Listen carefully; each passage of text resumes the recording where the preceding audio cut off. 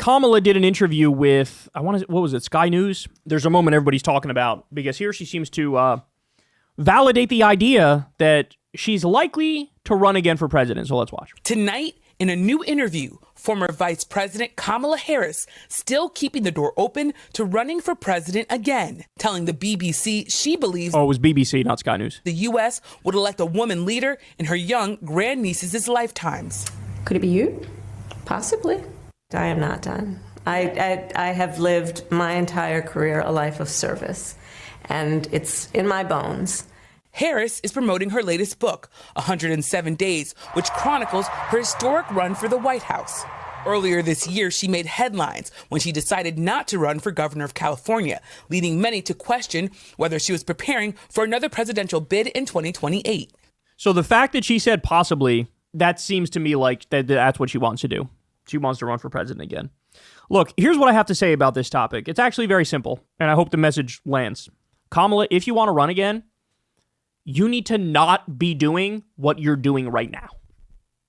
What I mean by that is, we are staring down the barrel of fascism. Fascism is fucking here. It's never been more obvious that it's here. I don't want to see you do a fucking book tour. If you want to show us that you're the real deal, you could have went out there and joined the anti-oligarchy tour with Bernie Sanders and AOC. You know, you could be out there campaigning for Zoran Mamdani, for example, in New York City. You could be out there, I don't know, at some of the anti-ICE protests happening across this country, and you could be getting arrested by ICE to send a message to the American people that I'm with you in this fight against fascism. I'm with you in this fight against the people who assaulted an 84-year-old married couple and shot multiple priests in the face with a pepper ball. This is what, if you're really about this life, I'm sorry, but to me, she's acting like it's normal time still, and that I can't stand. I can't stand it. And I got a little hint of this from Obama as well. In his interview with Mark Maron, there was a little bit this feeling of like, you know, yeah, things suck, but they're not, like, it's not over. No, I don't think you guys realize. It is a fucking pube hair's length away from being over. You understand what I'm saying? Like, the fascists are here. The fascists have power. They've decided we're not going to listen to the courts anymore. Congress doesn't matter anymore. Trump is doing everything unilaterally. You have fucking Elon Musk was cutting pediatric cancer research and Meals on Wheels and flight safety officials and the National Weather Service all unilaterally destroying FEMA completely, destroying the EPA completely. Do I need to continue illegal wars with no congressional approval, blowing up random fishing boats, bombing Iran, fucking concentration camps, alligator, Auschwitz?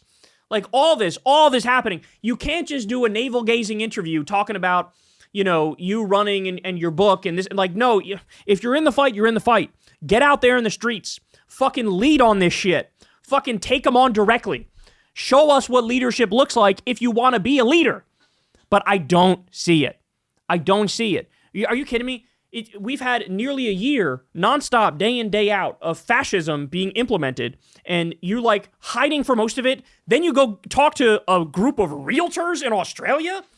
Then you go do a BBC interview, and like you're nowhere to be found in this fucking fight where everybody's out there fighting for their fucking lives, and you're, oh yeah, maybe I'll run again.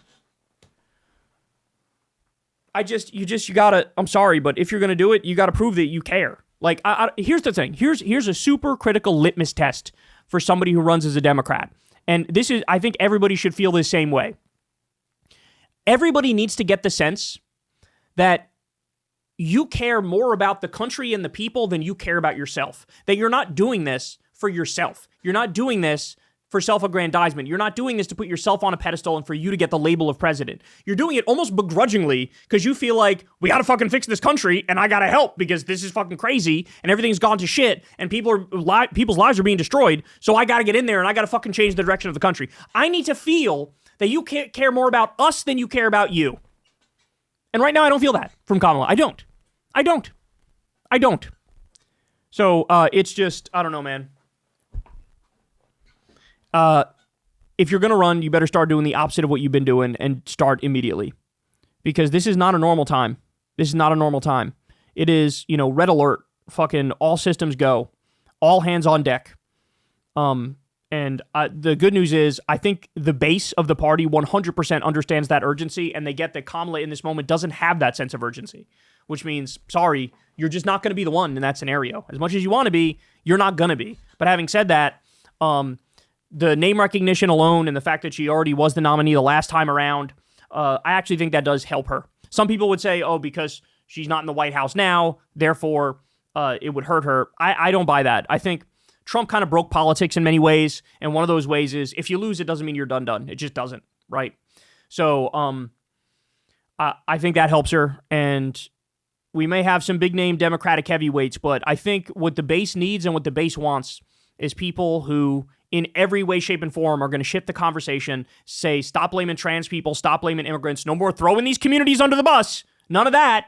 You blame the fascists, you blame the billionaires, and you absolutely take on Trump and this fascist menace day in and day out. You obstruct every single fucking thing they do because they're ruining this country, and you lay out your counter vision, you lay out your counter narrative and your story, and you let everybody know the real people who are ruining your lives, it's the billionaires and it's the fascists. It is not trans people, it's not immigrants, it's not any of these fucking groups that the right tries to scapegoat. They're not the problem. And so, but if you're not doing that, if you're not rejecting AIPAC money and rejecting corporate money, I just don't think they're going to be the one. So, funny enough, a lot of these big-name Democrats like Newsom and Kamala, they're going to have some growing to do to get to where everybody needs them to be if they're going to represent the movement. But it's also possible that somebody comes up and they just sense the urgency of the moment more. They just get where the party's at more and where the country's at more, and they won't take the AIPAC money, and they won't take the billionaire money, they won't take the corporate money, and they'll target the fascists, they'll target the billionaires, they'll crusade, they'll be a strong, confident voice. But in this moment, let's just say I'm not feeling it too much. And I think that if she was going to run for everything, I would have preferred governor of California for sure. All right, guys. That is the show. Thank you guys, as always, for listening. You guys can go sub to the Corin's World YouTube channel. We're going to be live tonight. Live Kyle and Corin coming at you. We try to do every Monday at 8:30 p.m. Eastern time, so come hang out with us. Come check it out. You guys could also subscribe to this channel, of course. That means the world. It helps out big time in the algorithm. Thank you to everybody who has subscribed, and please consider if you haven't yet. That helps spread the videos around the algorithm too. Just shows that there's motion around the channel. Thank you to everybody who supports the show on Patreon. If you'd like to, that link is below. Remember, this is real independent media. I've never talked to an advertiser or done an ad read or talked to a billionaire or anything like that. You guys make this show possible, so thank you. $2 at a time goes a long way. $5 at a time. You can also tip with that thanks button on YouTube if you're so inclined. And of course, sign up for KKF, Crystal Kyle and Friends on Substack. You don't want to miss. We got some great interviews coming up. All right, guys. I love you all, and I'll see you tomorrow. Peace. Hey, y'all, do me a favor and like and subscribe. It helps out big time in the algorithm. Click the bell as well for notifications when videos drop, and watch that video on screen right now. You know you want to.